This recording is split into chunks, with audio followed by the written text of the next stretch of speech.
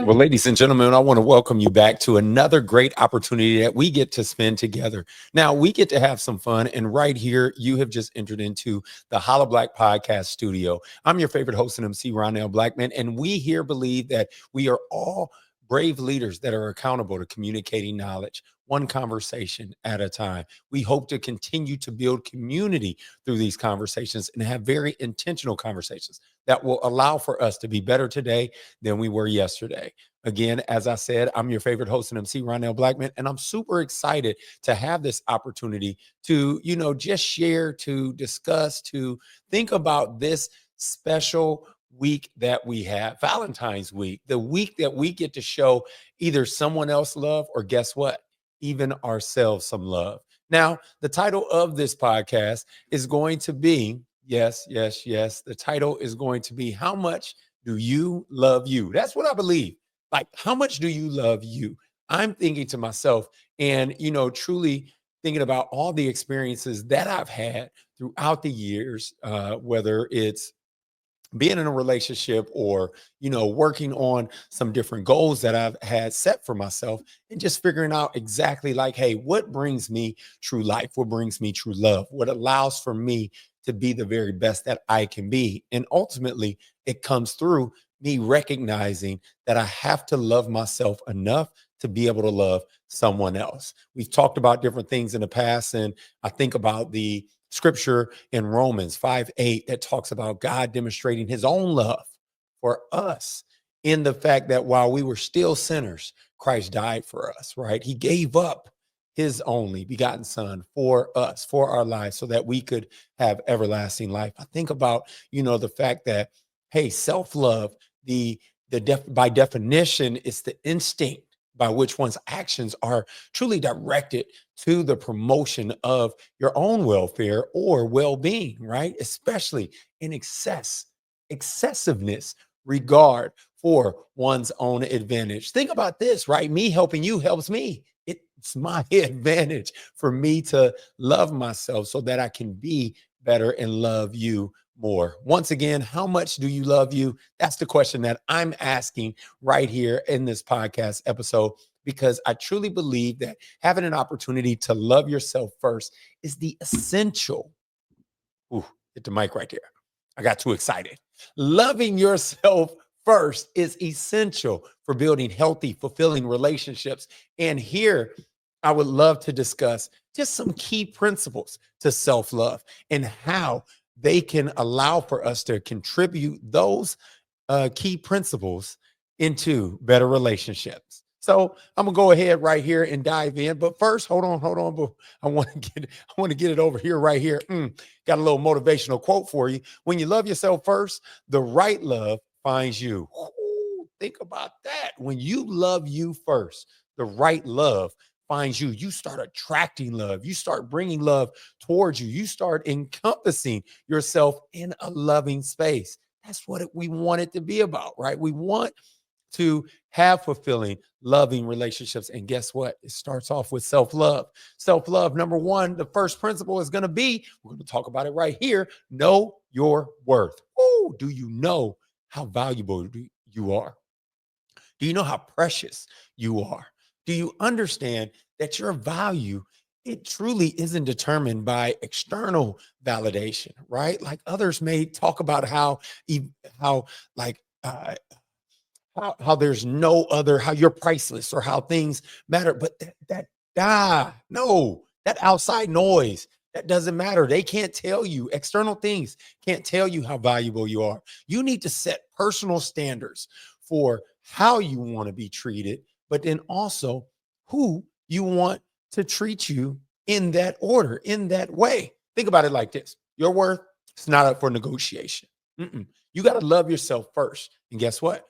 Again, the right people will follow. And ladies and gentlemen, you got to teach people how to treat you by the way that you treat yourself. How do you treat yourself? Do you take yourself out for, dinners? Do you take yourself out on walks? Do you take yourself shopping? Right? However you treat you, you're teaching others how to treat yourself. Number two, setting healthy boundaries. Now, when I talk about setting healthy boundaries, I'm not talking about walls. No. I'm talking about filters for respect. Setting healthy boundaries allows for us to protect our emotional well-being. You hear it, you know it. You know that your well-being is very, very important. And guess what? You got to protect those things that are and have high importance. So you have to learn to say no and simply say it without any guilt. Yeah.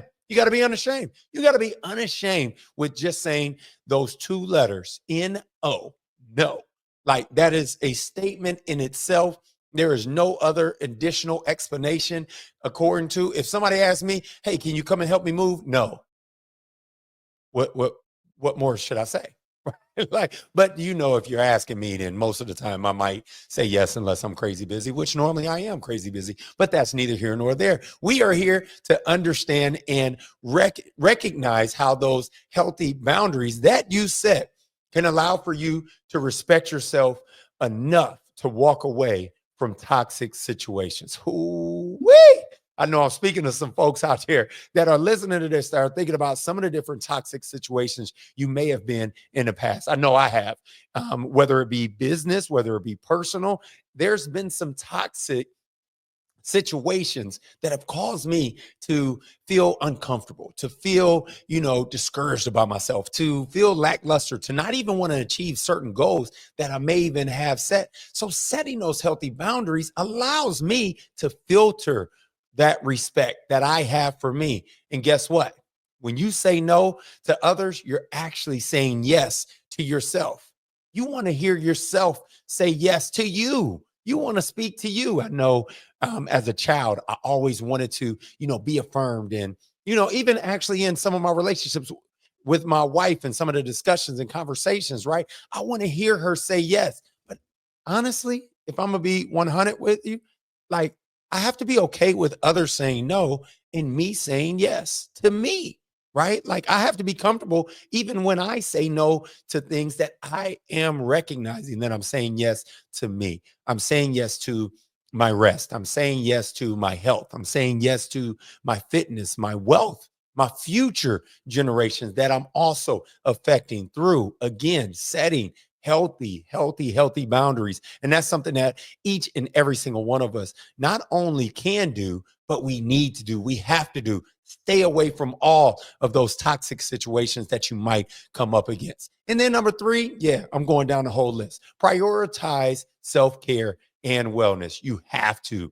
This is a number one must. You got to nourish your body, your mind, your soul, and you got to even think about these things as healthy habits. When I'm talking about creating a habit, I'm talking, as you know, to do the same things or do similar things each and every single day, creating that purpose, creating that format, that formula, that blueprint, not only of who you are, but also who you want to be. So you want to nurture your body. You want to nourish your mind. You want to nourish your soul. Again, engaging in activities that continuously bring you joy and fulfillment. I mean, I think about it like this, right? I had a great opportunity just the other day to go ride down a Silver Comet right down here in the city of Atlanta, West Atlanta, with one of my buddies. And man, what an enjoying moment that was. I mean, freeing to be outside, inhaling confidence. I got you, shop confidence, exhaling doubt, just really taking in that fresh air and having some fun with my bro as we are rolling on two wheels down the trail and just having some fun, right? Enjoying this activity and recognizing that, wow, at the end of it, 2 hours is what we did, 25 miles, that at the end of it, we burned almost 1,500 calories, right? Wow. Okay. Yeah. That's health and fitness. That made me feel a lot better when I then went to celebrate watching the Super Bowl, watching the Eagles versus Kansas City, and just really enjoy themselves. Or should I say, I enjoyed myself during that time. And I didn't feel guilty about any decisions, any food choices, or anything, because guess what? I got to work in early. So again, engaging in activities that ultimately bring you joy and fulfillment. You got to prioritize self-care and wellness. I mean, you got to think of it almost like self-care. It isn't selfish. You got to think of it like it's survival of the fittest. So guess what? Self-care. Because yes, as I just said, isn't it? I want to say it ain't finished. I'm gonna use the word ain't.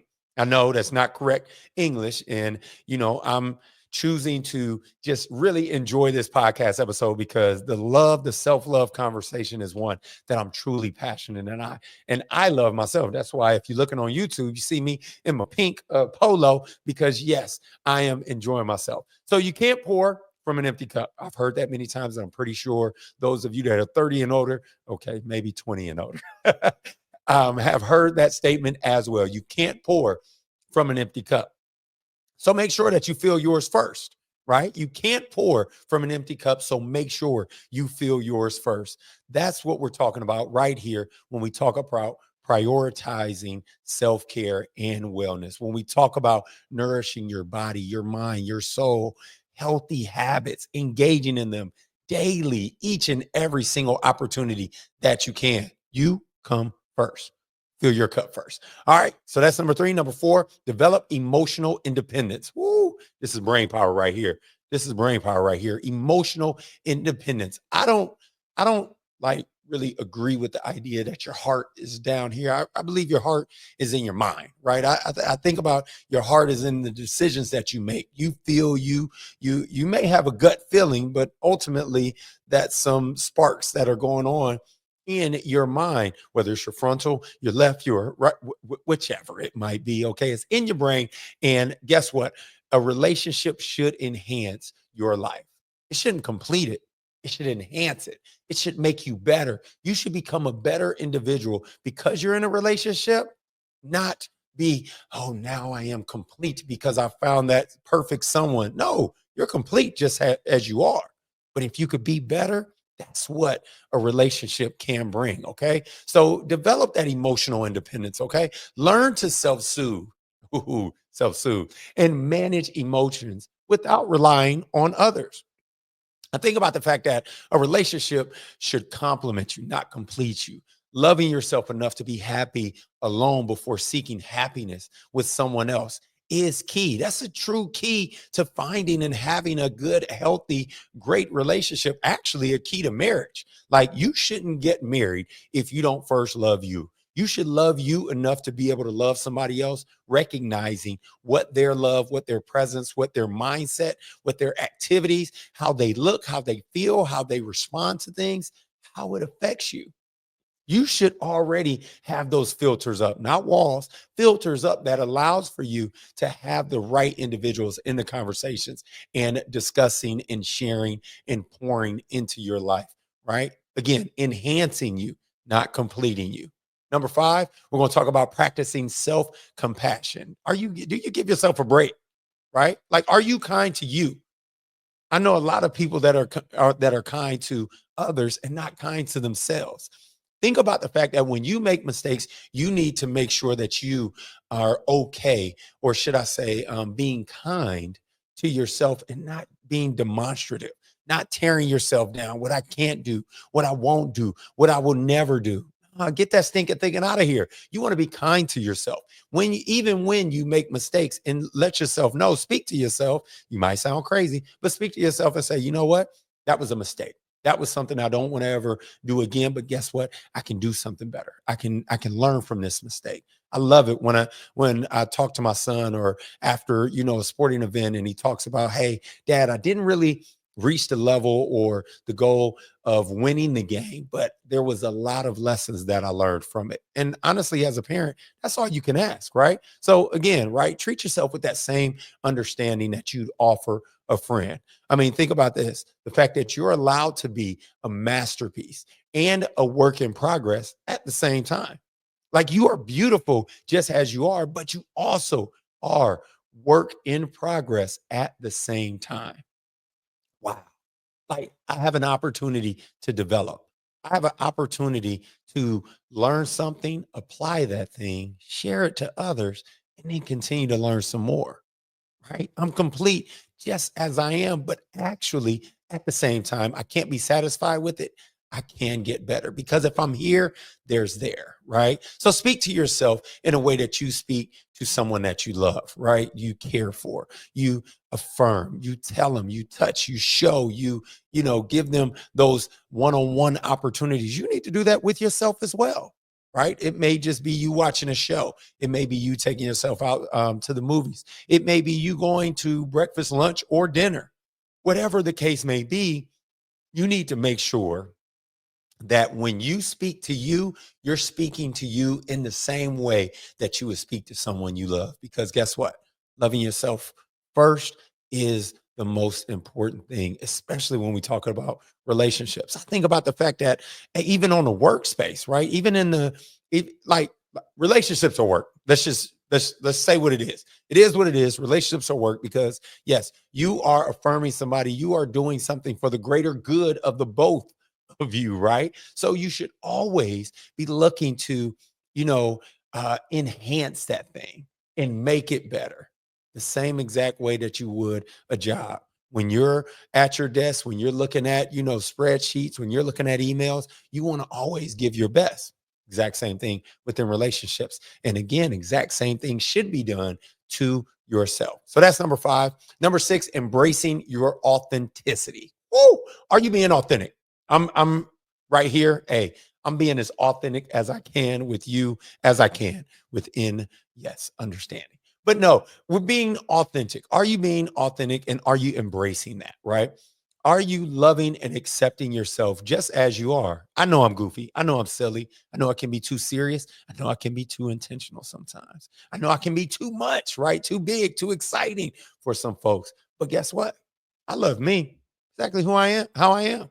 And guess what? I truly believe that you should also be doing the same thing because the right people will be drawn to your true self. I mean, I think about all of my friends, like they accept me, they know me exactly how I am, who I am, and they love me for it. Those that might not, hey, that's okay too. You have to be very comfortable with a love it or leave it type of mentality, right? You gotta think about the fact that, you know, you want people to be drawn to your true self and not to a version of what you think that they want, right? Like, so, I like that term, fake it till you make it. But at the same time, I don't want to fake it to the point where I'm losing my true self of who I am, what I want, and where I want to be. Right. Number 7, let's keep it moving. Heal before you enter a relationship. Woo-hoo. I know a lot of broken people that get with other broken people and they end up broken up.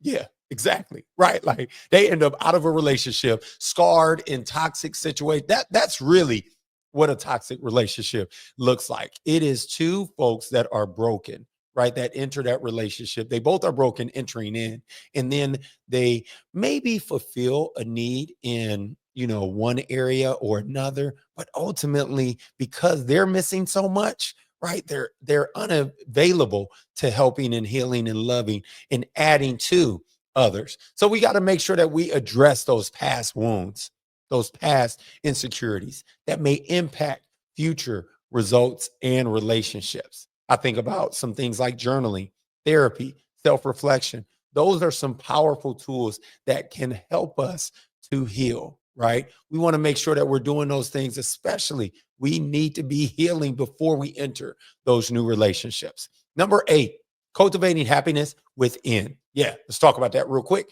True happiness, it comes from not outside, but in, right? Not from another person, but in. You got to find your own joy in your own company, in your hobbies and passions. Like it's interesting that this is coming about because I'm thinking about the fact that most of the time I can't stand to be alone.